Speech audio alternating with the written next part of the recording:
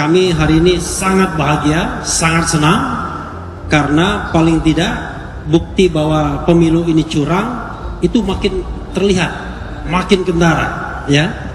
Kecurangannya bermacam-macam, mulai dari pencalonan Gibran, mulai dari soal bansos, soal IT, dan lain sebagainya. Dan sesungguhnya tidak ada bantahan yang signifikan. Bahkan tadi Prof. Yusril menanyakan sesuatu yang saya sampai surprise, kok Yusril bisa tanya begitu. Gimana kalau seandainya dilanjutkan masa jabatannya? Bagaimana dengan Anies dan bagaimana dengan Ganjar? Kok sederhana sekali pertanyaannya. Iya, kalau seandainya Anies dan Ganjar masih menjadi kepala daerah dan mau mencalonkan, ya tinggal mundur, ya kan? Sesederhana itu. Nah, mudah-mudahan pemilu tetap ditegakkan konstitusionalitasnya, dan MK sekali lagi tidak hanya berkutat pada angka-angka. Kenapa? Karena dari awal kami mengatakan tidak mungkin kami mempermasalahkan angka yang didapat dari hasil kecurangan, ya.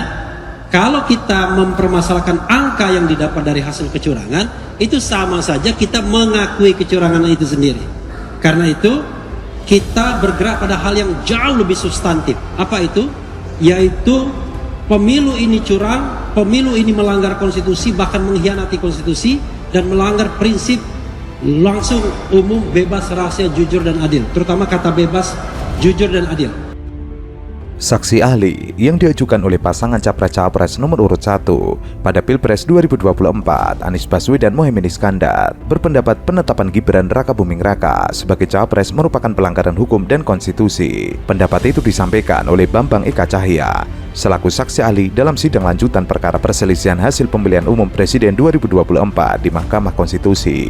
Ia mengatakan dirinya dimintai keterangan tentang penetapan Gibran Rakabuming Raka, anak Presiden Jokowi, sebagai Cawapres pelanggar hukum dan konstitusi. Ia kemudian menjelaskan tentang pasal 75 Undang-Undang Pemilu yang mengatur tentang keputusan KPU. Ayat 1, untuk penyelenggaraan pemilihan umum sebagaimana diatur dalam undang-undang ini, KPU membentuk peraturan KPU dan keputusan KPU. Ayat kedua, peraturan KPU sebagaimana dimaksud pada ayat 1 merupakan pelaksanaan peraturan perundang-undangan. Ayat keempat, dalam hal membentuk peraturan KPU yang berkaitan dengan pelaksanaan tahapan pemilu, KPU wajib berkonsultasi dengan DPR dan pemerintah melalui rapat dengar pendapat. Keterangan Bawaslu terhadap dalil permohonan termohon sengaja menerima pencalonan pasangan calon nomor urut 2 secara tidak sah dan melanggar hukum meskipun mengetahui usia putra presiden pada saat mendaftar berdasarkan peraturan KPU nomor 19 tahun 2023 tentang pencalonan peserta pemilihan umum presiden dan wakil presiden tidak memenuhi syarat.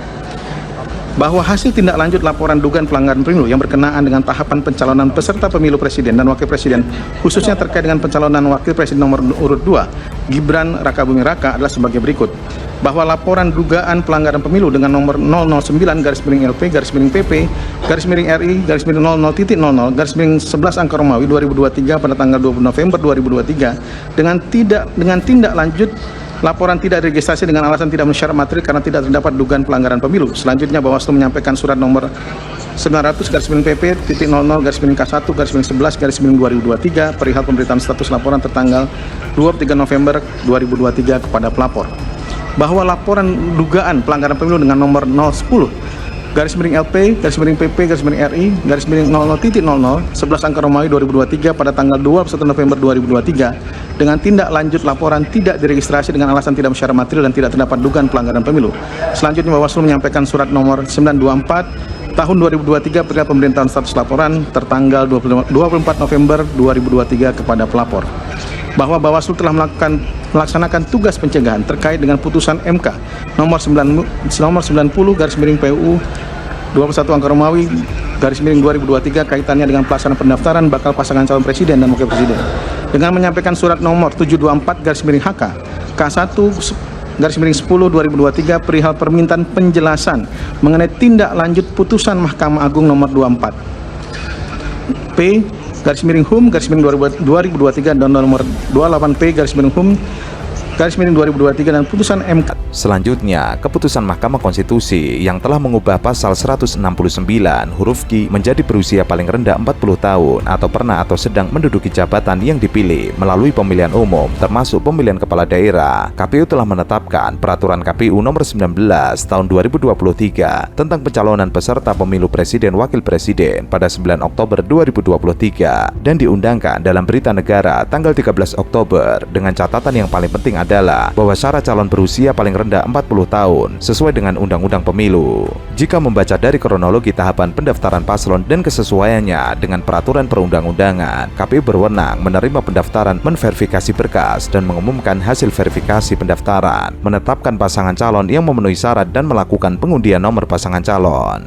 Sebetulnya dalam hal itu bakal cawapres Gibran Rakabuming Raka berbeda dalam hal syarat umur, namun diperlakukan sama dengan cawapres yang lain yang sudah memenuhi syarat umur sebagaimana ditetapkan dalam PKPU Nomor 19 Tahun 2023. Berkas pendaftaran 02 diterima dan diverifikasi oleh KPU. Dalam kasus ini sebetulnya cawapres Gibran harusnya diperlakukan secara berbeda dengan peraturan yang berbeda. Kami jujur aja kilaf dulu ketika ikut mencalonkan Gibran, ya kayak kemarin beberapa waktu yang lalu ada kecelakaan seorang anak usia 17 tahun nyopir truk, ternyata dia tidak punya kedewasaan di dalam menghadapi problematika di jalan raya belum terjadi, hanya gara-gara nyenggol satu mobil dia lari lalu menabrak 6 mobil lainnya.